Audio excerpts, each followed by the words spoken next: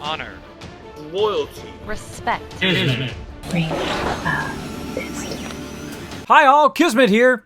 Want to become an awesome settlement overseer? Great! In this episode, we're going to be talking about building limits, as well as we'll be touching on happiness. Now there is mods and other cheats that you can use to make it unlimited, but I take it as a personal challenge to work within those limits, and it really adds to the fun. So let's go right to it.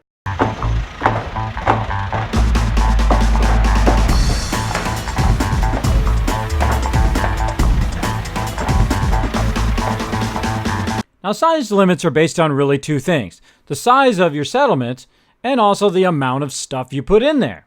This particular location, Jamaica Plains, is very small, so you're very limited in the amount of stuff you can build. So you need to prioritize what's the most important thing to build first. I find the most important thing to build first is, of course, food and water. From food and water, you want to go to beds, then put in your defense, and then building structures for them to live. Also, don't forget a nice little place for them to relax at the end of the day. All of that does give you a big boost to happiness.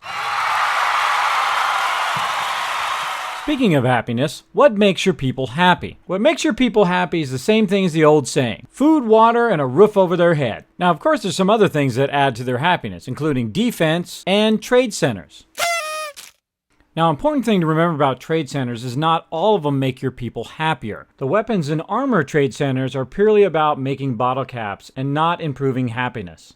It's also important to know that doing quests and defending your settlement add to their happiness, including your physical presence just standing there. Since we're talking about trade centers, that also leads us to supply lines and to the local leader perk that you're going to need. The first level of the local leader perk opens up supply lines. Now, what does that mean? That means you can use the resources from any of your settlements. For example, if you have lots of resources at Sanctuary, if you connect from Sanctuary to Red Rocket, now all the resources that you have at Sanctuary also work at Red Rocket. To set up a supply line, once you've unlocked that local leader perk, you go into workshop mode by holding down V, you roll over one of your settlers, and you hit Q on the PC to tell them which settlement to set up a supply line with. Notice also their name changes to Provisioner from Settler. For trade centers, you need to unlock the next level of the local leader perk.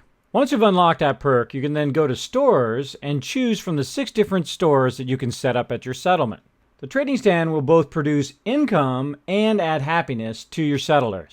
Once you've placed the trade center, you then want to assign someone to that trade center, and you watch them walk over and they'll become a trader.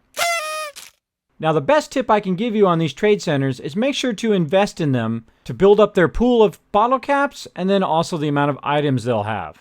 Now, there is a massive amount of stuff you can learn about settlements, and we're going to be covering those in various guides along the way. Now, if you truly want to be an awesome settlements overseer, make sure to press that like button, share this video with your friends, because if you don't, it really upsets dog meat.